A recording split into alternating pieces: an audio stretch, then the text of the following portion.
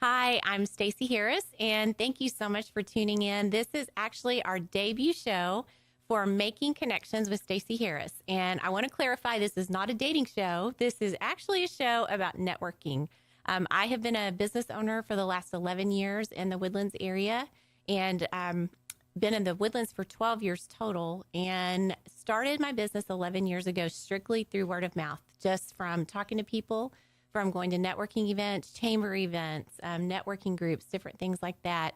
And I've been able to build not only one, but two businesses just through the power of networking. And so what are my businesses? You're probably wondering. I'll tell you real quick about those. Number one, the first business that I started is an image consulting business called Impressions. And what I do is I work with business owners and their sales teams, and I help them on training with things such as how to dress for the job, how to make a good first impression, and sales skills, and most importantly, networking skills. And my second business, because I do believe so much in the power of networking, I actually bought a networking group franchise last year, took a big leap of faith. Despite what one of my guests today said, "Are you sure you want to do this, Stacy?" And I said, you know what? I was born to do this. This is what I'm going to do. And so I bought a networking group franchise called Network in Action. I've got 4 groups now that meet in the Woodlands. And basically, when people say, what does that mean? It always amazes me that people don't really, there are a lot of business owners out there that don't know what networking is, a lot of corporate people that don't know what networking is. And the way I explain it to people is I am a matchmaker for businesses. I meet people, I connect people, and I say to them, hey, I've met this person and I think their business would be really complementary to yours. I think that you two would have a lot in common. And I invite them to be a part of my networking group so that they can build relationships and build their businesses together. And it has been the funnest year of my life. This last year, I've learned so much, lots of challenges, lots of hills and valleys, but I'm so glad that I did it. So thankful for it. I really am. And so that has been just so much fun. And here's the reason why I've called the show Making Connections. And it's really twofold, because networking is about connecting and building relationships and getting to know people. And we all want to do business with people that we like and know and trust. But the other reason that I want it to be Making Connections is because I think that so often we don't realize how our lives are shaped and changed by the people that we meet. And sometimes it's people that we've known for a long time. Sometimes it's people that we've grown up with. Sometimes it's family members. But a lot of times it's this angel that I believe God puts in our path that says the right thing, that gives you some kind of information that you needed. They point you in the right direction. People that are friends for a season and then they move on and you move on. But your life would never be the same if you had not met that person. And I think a lot of times we just don't realize. You think about your parents or a sibling or a spouse, that how your life would not be the same if you hadn't met them. But there are so many people that we meet every single day that really determine the course of our life and our careers and our businesses and our families.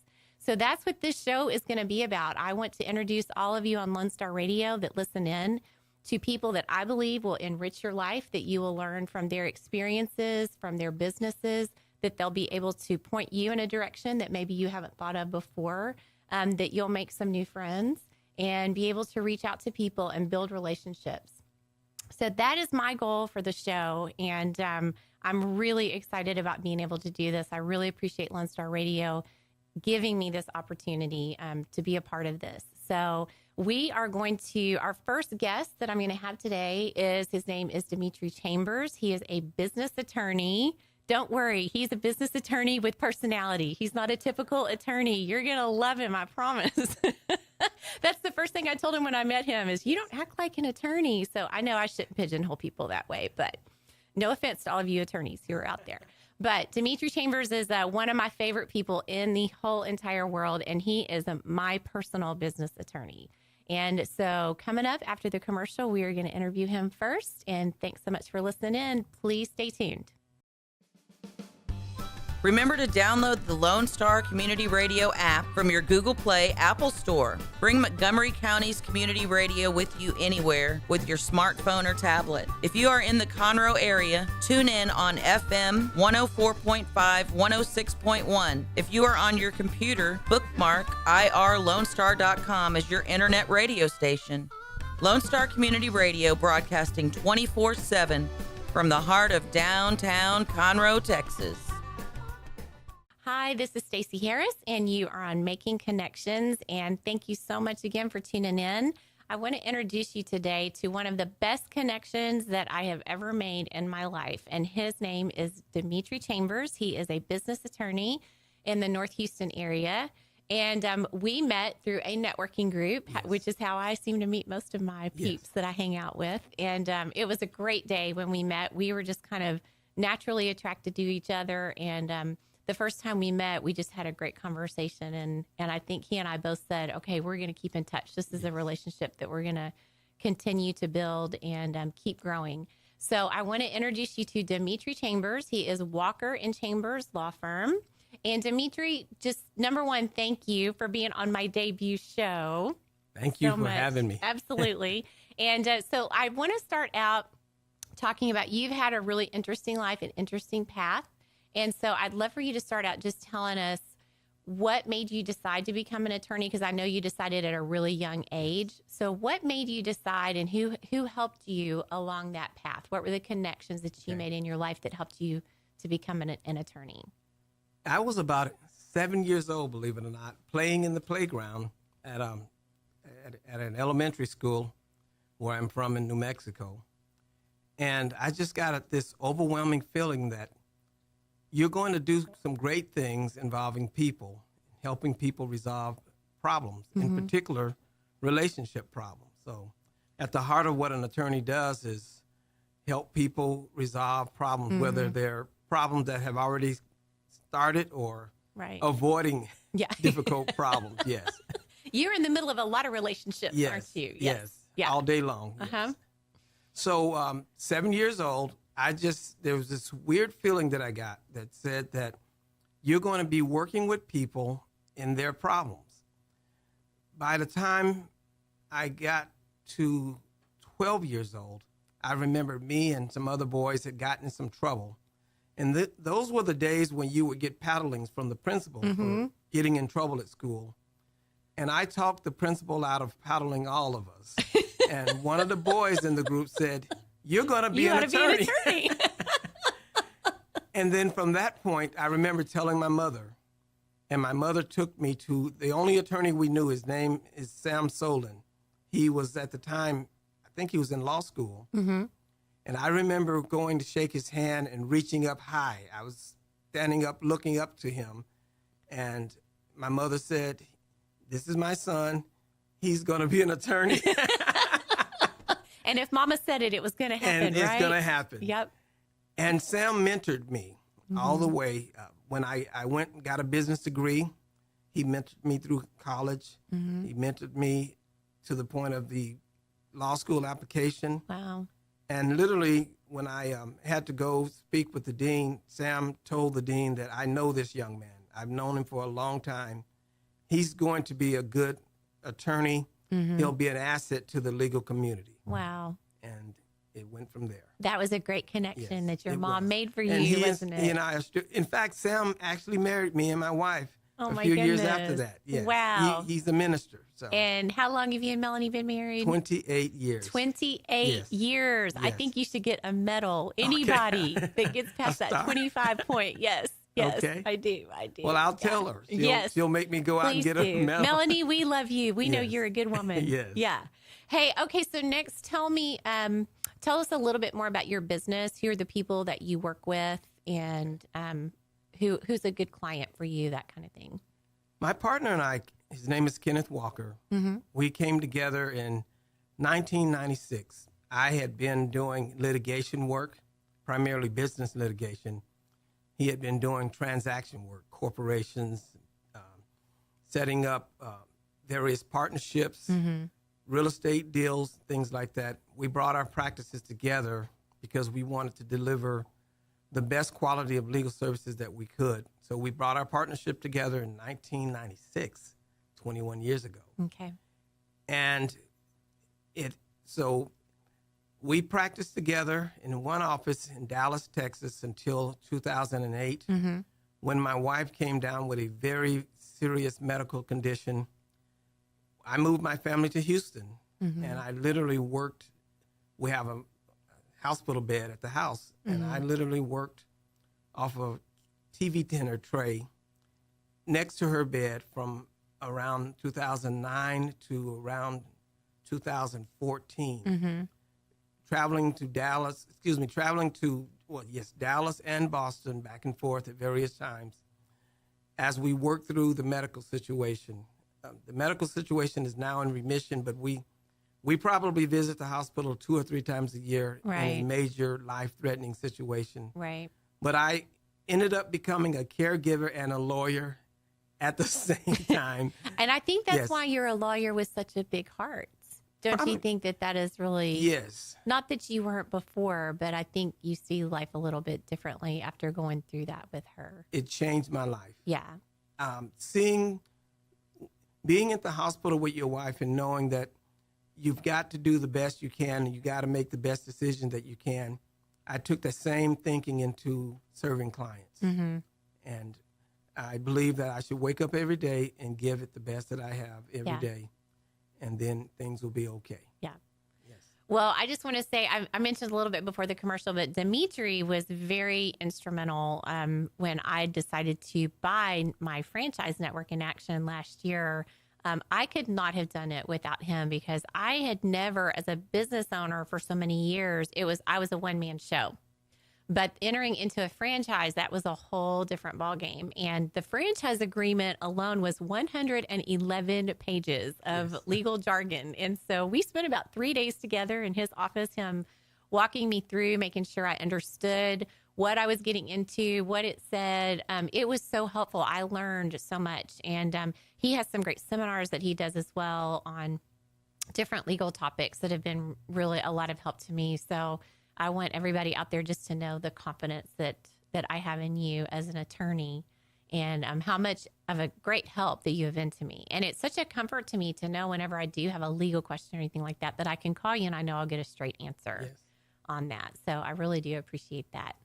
The next thing I want us to talk about is, like I said, I met Dimitri through networking. And I think a lot of people in your field, in your industry, kind of think, well, if I hang a shingle out there, then people will come. And you decided to be a lot more proactive than that and to actually go out and network in the community. And I do think that that's a little unusual for somebody in your profession to do that. So what made you decide to use networking as a marketing tool to expand your clientele? 2 reasons. One is the best time to meet an attorney is when you don't need him. When you don't need him, So networking is the best place to do that. That's you true. meet people, Great and point. you may connect with them, have lunch or coffee, but no one needs either one. And so you and I met the same way. We met at Starbucks, and from that point, you became my marketing person. You didn't need me at the time, and we got to know each other. Right. When you did need me, I knew Stacy, and then I could tailor make a solution just for Stacy. Yeah. I knew your personality. I knew when I read that 111 pages, even though you didn't know, I knew, okay, Stacy's not going to be comfortable with this provision. I need to talk to her about that. Right. And then other provisions, I'd ask you now, can you live with this situation? Right. We started that before you ever retained me. So one is meeting people without being under pressure. It gives the client the best starting point. Second thing is the education that a lawyer gets. That's where I learn what business people are thinking about, what they're struggling with, what's their concerns. Right. And it's industry by industry. Plumbers, carpenters, different industries. I get a chance to really get to know how each type of business works. So for me, it's education and the opportunity to meet people. Yeah. And through networking, you're just exposed to so many different people that do so many different things. And I think that's what has been of so much value to you too, is that. Well, the next thing I wanted to talk about is your family was greatly affected by Hurricane Harvey. Yes. And it was just amazing how, listen, if you meet Dimitri, you're going to love him. That's just a given. But it was so amazing to me how his networking community came together to help him and his family in the situation that they were in. So tell us a little bit about how your home was affected with Harvey, and then subsequently what happened, how people reached out to you that were all just your networking contacts. Yes. With my wife's medical condition, what we did is, when you know something like that is coming, you plan for it. My wife actually has a trach in her neck, so I knew that I had to get her out of harm's way. So we planned to stay with some friends in spring. We knew that our house was being flooded because we knew people in the area. When we went back to our home after the hurricane had passed, we found out that our house was flooded twice. Stove was no longer functionable, and a lot of things just didn't work. Most of your major appliances were gone. Toast. Yeah. Most of our furniture gone. And when you have someone who has a medical condition, you've got to get the house clean fast. Right, especially a respiratory condition. Yeah. So for the first week, I worked half a days at the house, half a days at the office to get things back together. We're still getting things back together, but it showed me a whole different level of value of being part of a networking group. Because yes, people network for the referrals, they learn and meet people, but you really don't know how valuable these relationships are until you face a crisis. People came out of the woodworks offering help, calling me. I got gift cards from people that I never met. Wow. We got letters and text messages and calls from all types of people. In fact, I couldn't say thank you fast enough. And in my life, I believe that I need to always be thankful, one, and then always say thank you. When someone does something for you, you say thank you. But good things came our way so fast that I had to just go on Facebook. Now, my kids know how to do it, but I had to get my daughter to teach me how to do Facebook Live and just say thank you to the community. Yeah. So the added value is people know you, they care about you, and they want to help you get through a situation. Yeah.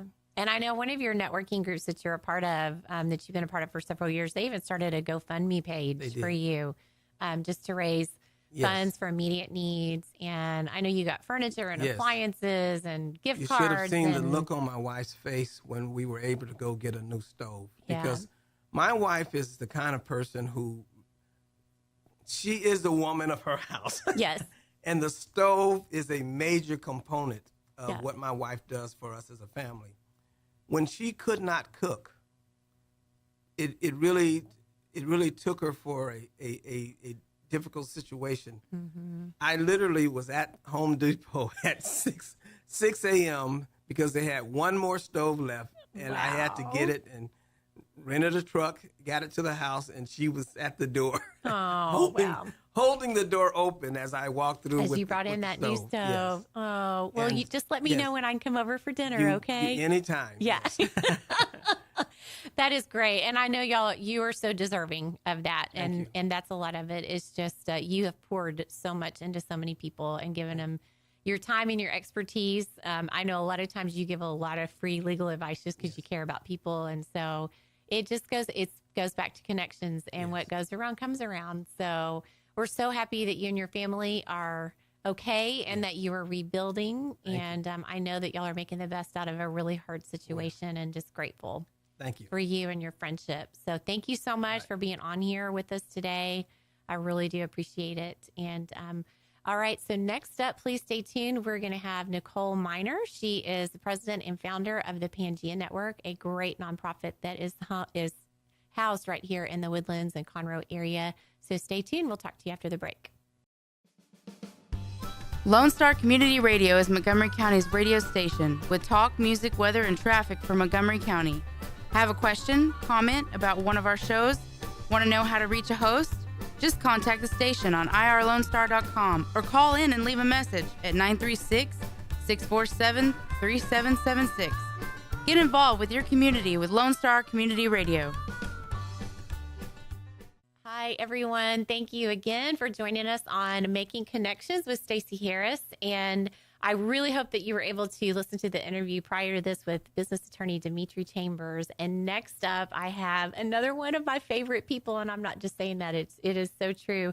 Her name is Nicole Miner, and Nicole, her business is based in the Woodlands, and it's actually, I shouldn't call it a business, it's actually a nonprofit called the Pangea Network. And Nicole and I were introduced by a mutual friend who had told me for probably close to a year, you really need to get to know this lady. And I'm so glad that he persisted, and we finally were able to sit down and meet. She is one of my Network in Action members, and I just love that she took this step of faith to join a networking group to promote her nonprofit. And we're going to talk a little bit more about that. But first, I just want everybody to find out a little bit about you, Nicole, personally, and then what inspired you to start this amazing work that you were doing with the Pangea Network. Okay. Well, thank you so much for having me. It's an honor to be here on your Yes. first debut show with Dimitri too.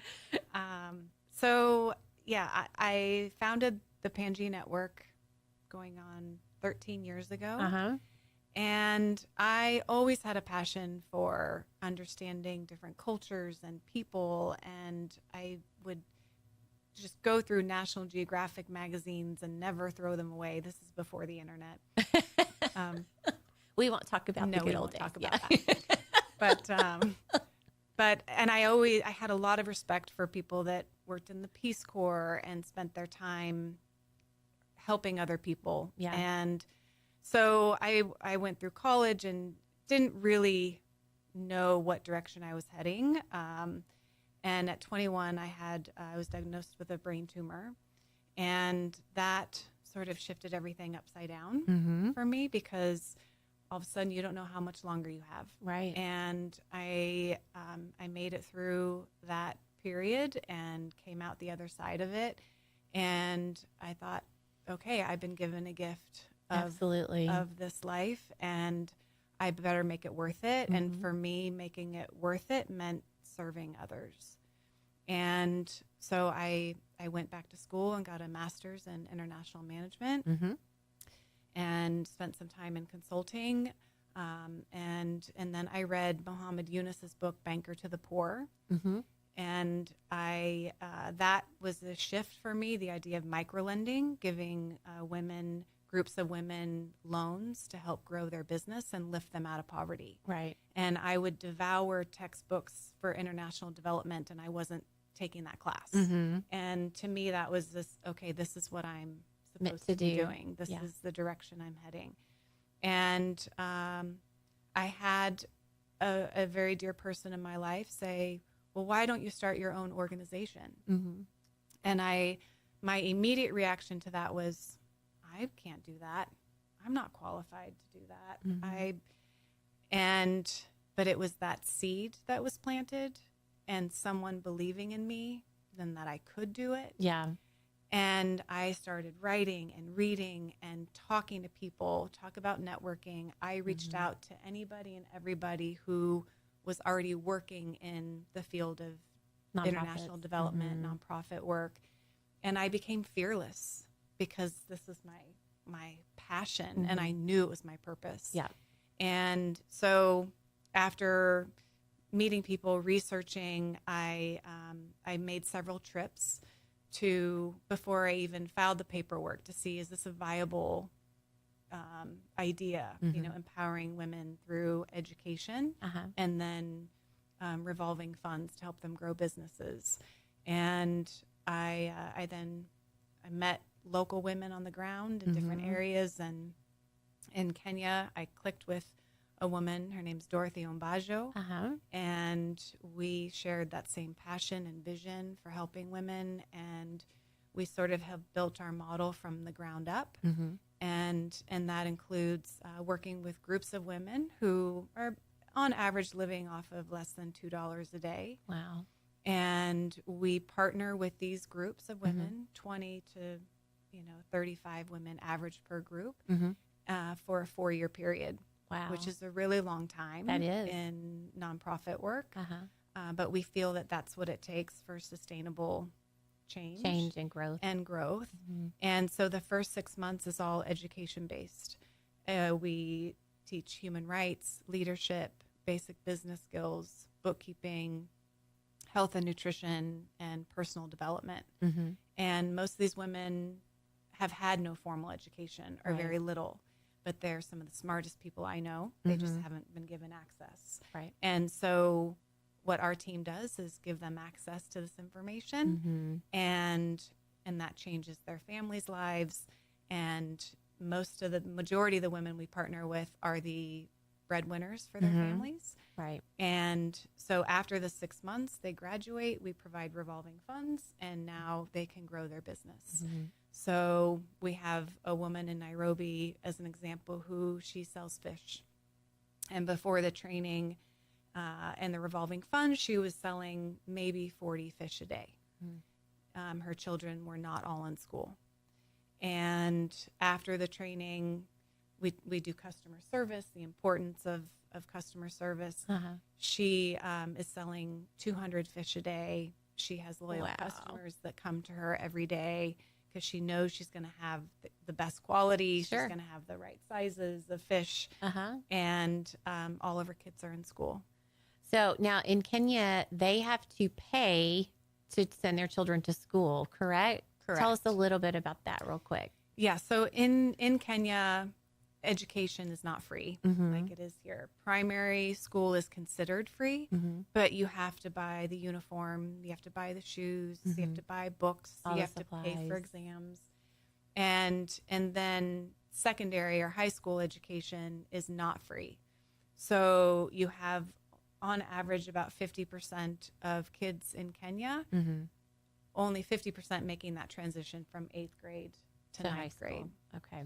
So we also have a program that provides scholarships to students in Kenya. We have 35 students in that program, ranging in age from 2nd grade up to university. Okay. It amazes me how little money you actually need to really change somebody's life. So, I mean, as little as Nicole and I have talked about this, as little as $25 a month as a sponsor, you can literally help a woman feed her family and start a business and grow. Yeah. And that's through the power of her own work. Yes. Right? Yeah. And so, on average, it's $25 a month for a woman in our program. Yeah.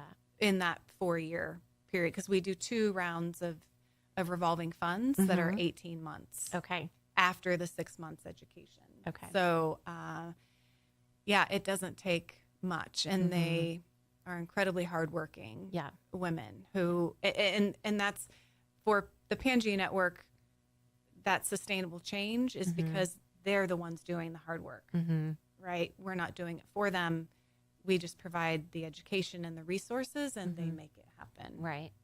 And so I want to talk about a little bit about Dorothy, who is your Kenya connection. So Nicole, for the most part, you're here in the States running the nonprofit from this end, and then Dorothy is in Kenya running it from her end, which, I mean, it just kind of goes back to, I'd love to find out, how did y'all meet? And then, how did that partnership form? Yes. So we met through a mutual friend. I had traveled to Kenya with an organization who was already working in Kenya. And she's an attorney by education. And another nice attorney. Another right? wonderful attorney. Yes. And she was helping this organization with some purchasing of land over there. And she was working in Kibra, which is one of the largest informal settlements in Kenya. It's in Nairobi, helping with legal aid.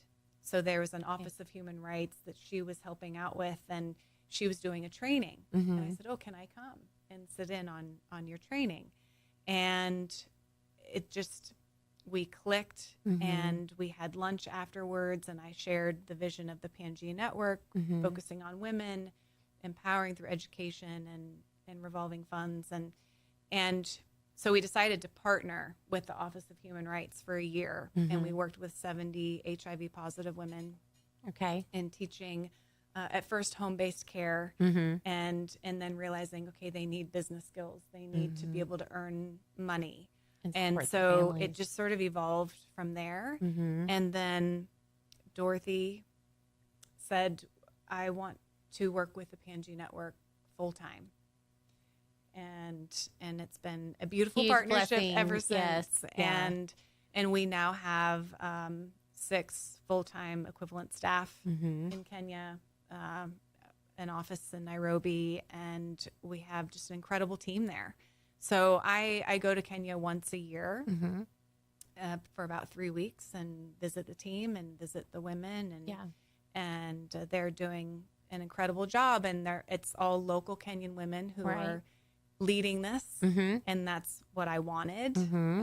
because I want Kenyan women to see Kenyan women. It's more sustainable that way right, too. Yeah. right. Yeah. And so, it's been beautiful. And then in 2012, I really felt like we needed to work where we live Mhm. also. And so, looking at sort of our model in Kenya, what can we transfer here? And we started our Young Women's Leadership Challenge, Mhm. which is for high school girls here in Texas. Yeah. And it's a year-round program that starts with a 6-day conference Mhm. for high school sophomore, juniors, and seniors. And it's every day of the conference has a different theme, from leadership, global citizenship, self-esteem, body image, building confident leaders, Mhm. and getting them to recognize the power that they have Mhm. at whatever age they are, no Yes. matter their background, who and where they're from, Mhm. that they can affect change Mhm. and positive change. And so we have great speakers come from all different professions. Our panel in Houston this summer, we had a NASA physicist, we had an FBI agent, we had an organic farmer who didn't go to college until she was in her 40s, Oh, wow. and a woman who works for the Houston Endowment for the Arts. So just all beautiful, divergent messages. Mhm. And for these young women to hear from them and hopefully maybe avoid some of the pain that we experienced. Uh-huh. And just the amazing thing is the messaging is all sort of the same. Mhm. Go out and network Yes. and meet people. Uh-huh. Don't be afraid to reach out, To talk to people. ask questions, Ask questions. Uh-huh. and also you're going to have to work really hard, but Mhm. find something you're passionate about, Mhm. and work hard, but also don't forget to have fun. Yeah.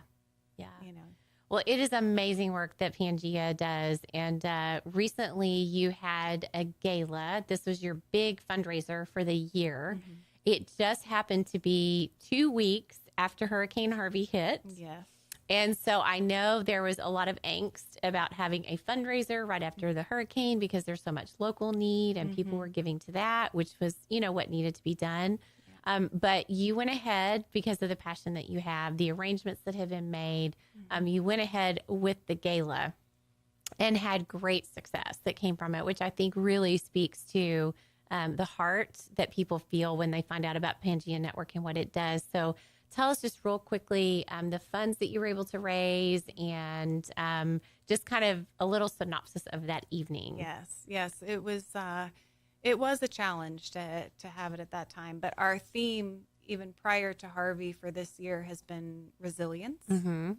And so we thought, okay, what better way to be resilient than to Move ahead. And so our goal really was, okay, we want people to have a wonderful time. I have family who was affected by the floods, and they were there, and their neighbors whose house was flooded, they came. Let's give people a chance to forget about that and have a wonderful evening and share and celebrate, helping and serving others. Yeah.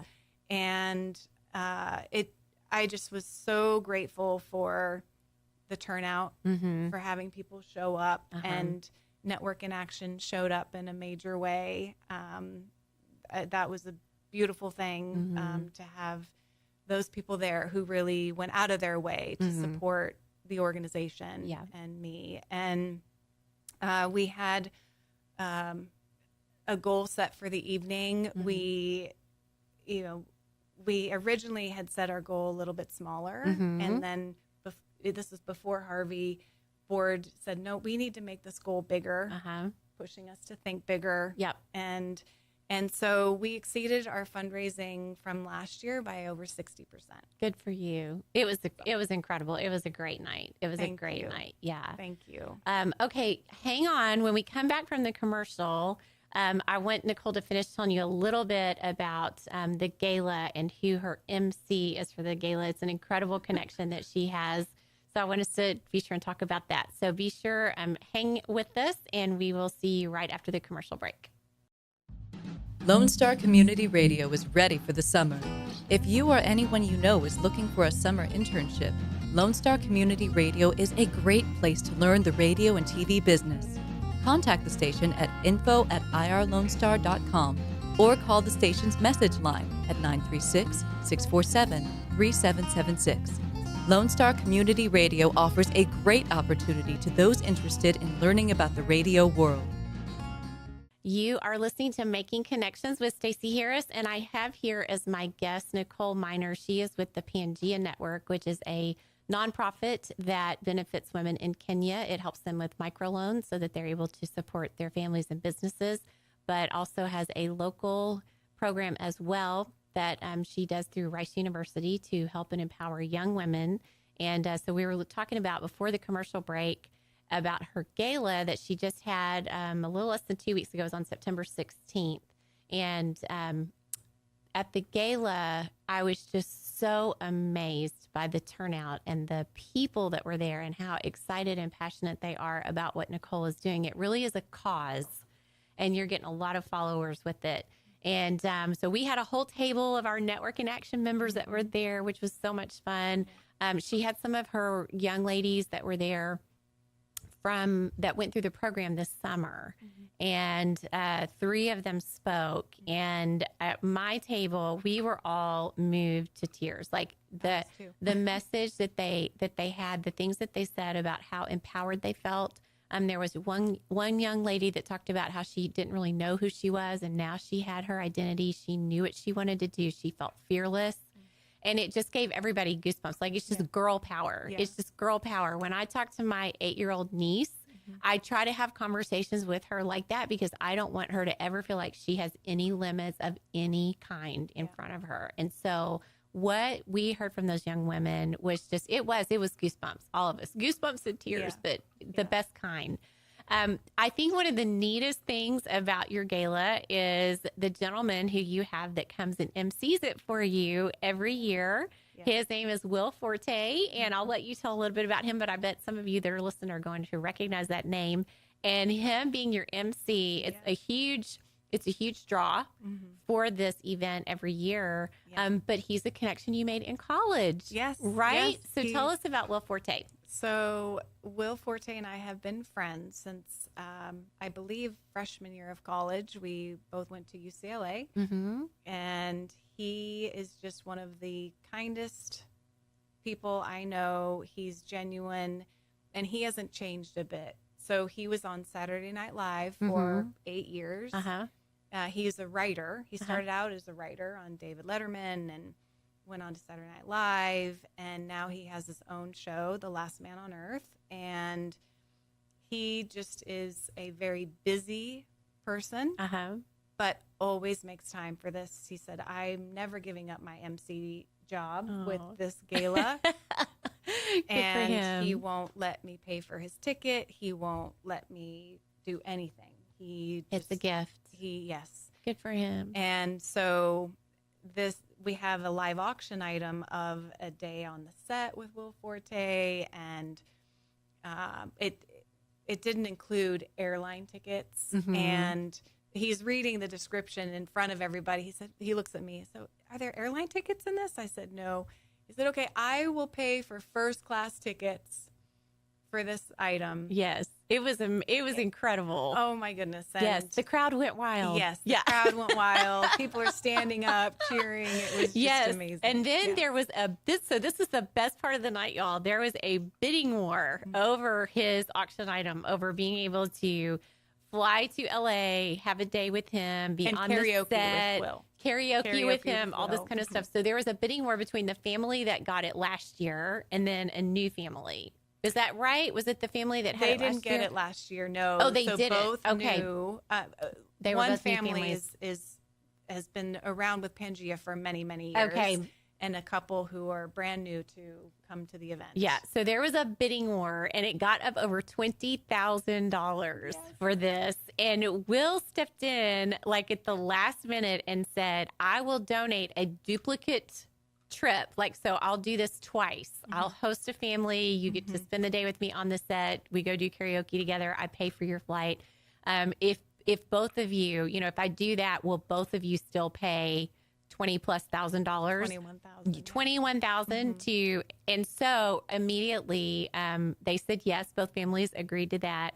So they raised $42,000 on this one auction item from Will Forte, and this goes back to a college connection. A friend from college. So that's just, I love that story. I love that story.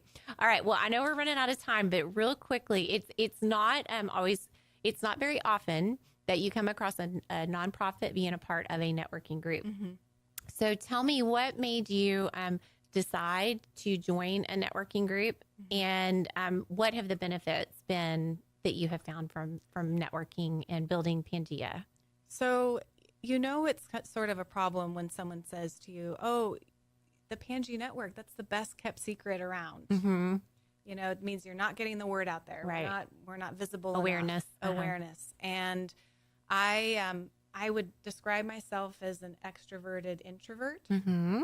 So I would too. Yes. So walking into a room full of people I don't know is not easy for me. It's outside my comfort zone, which I've been a lot over the last 13 years. Yep. But I just, when our Michael, our friend who introduced us, talked about NIA and I met you, I just thought, okay, I can do this. I can do this. This feels right. It feels it's a very thoughtful networking group, and the people are hand selected, and it just felt like an honor to be a part of this group. And the people that I met on the very first meeting as a guest, I thought, okay, I need to do this. Yeah. And it's been one of the best decisions I've made, truly. One, to get to be around you more, meet people like Dimitri, and just really wonderful people. So I would say it has helped a great deal. And just as I said with the gala, having a table of members there, some who I hadn't really even talked to that much. Right. Who came to support the work that we do. And that really meant a lot to me. And members donating for the silent auction and the wine pull and all that, just going out of their way to help was really humbling. So I think that's one of the best parts about networking, and one of the biggest surprises to me when I started networking is I remember the very first networking group I went to, they called each other family. And I was like, I think that's taken it a little bit too far. I'm not sure about that. But it didn't take too long for me to figure out that is really what it becomes if you are a good networker, if you're consistent in building those relationships and getting to know people and coming at it from a perspective of, I just want to get to know these people, not I'm trying to sell them or recruit them or talk them into doing something that they don't really want to do, but I just really want to get to know this person, then I think it's just invaluable. And the friendships that you make that just become so close. And I know that my very closest friends are all people, when my husband and I moved here 12 years ago, neither one of us knew a soul, nobody at all. And that was the first time in my life that I had ever moved somewhere and I had not one connection. there was nobody for me to call and say, hey, where do you go to church? Or who's your doctor? Where do you get your hair done? You know, anything like that. All the very important life decisions you need to make when you move somewhere new. You know, nail salon, that's a big one. I had to go to total strangers and ask them where they got their nails done so that I could find a place to go. Yeah. And so networking was like my lifeline, and building relationships and friendships. And so it's just been amazing to me, you know, the people that you meet along the way. It's kind of like what Dimitri was saying at the beginning of the show. When we met each other, we didn't really need each other, but we just got to know each other. But then, man, when I needed an attorney, and I needed somebody that I could trust. And when you made this decision to become a part of Network in Action, Nicole, that was an investment for you, you know, not only of your time, but finances as well. And you are accountable. It's a little bit different, you know, with Dimitri and I, our businesses, we make the decisions. We call the shots for the most part. You answer to a board of directors. You have people that you're accountable, you know, every single penny that you spend. And so I just love that you took that leap of faith to become a part of a networking group to expand the awareness about Pangea and what you're doing. And I know it's paying off. I know it's going to pay off even more because, you know, you are such a relationship person. So as far as getting in touch with either Dimitri or Nicole, if any of y'all are interested in that, your website for Pangea is thepangeanetwork.org. So THEPANGEA network.org. Okay. And Dimitri, to get in touch with you, WalkerChambers.com. WalkerChambers.com. Yes. Okay. Got it. WalkerChambers.com. So if either one of you want to reach out to these wonderful folks to their websites, nothing would make me happier than that. And I know that you will be thrilled that you did. Ask them to have a cup of coffee with you, and I promise you will walk away friends with both of them. I'm so grateful to both of y'all for being here, and thank you so much for sitting in with me on my debut show. It's given me a lot of comfort to look at two faces that I know love me, right? I'm honored to be here. Yes, it's an honor. Thank you. Yes, so thank you so much to our audience for listening in. We hope that this show has been a benefit to you, and I just want to challenge everybody this week as you're walking around, as you meet people, as you talk to people who encourage you, who give you information, that you just take a moment to have some gratitude for those angels that are in your path and for those people that make a difference in your life. Yes. Hope everybody has a great week. Thanks for tuning in. Thanks for checking out this podcast of Lonestar Community Radio, Montgomery County's community radio station. If you enjoyed this recording, make sure to check out our past shows online at irlonestar.com or their respective video or podcast formats on YouTube, Google Play, or iTunes. If you have any questions regarding the show, either it being about sponsorships or questions for the host, contact the station manager at dick@irlonestar.com or call the station at 936-647-3776. This show was recorded in downtown Conroe, Texas at the Lonestar Community Radio Studios, and Lonestar Community Radio reserves all rights to this recording and images.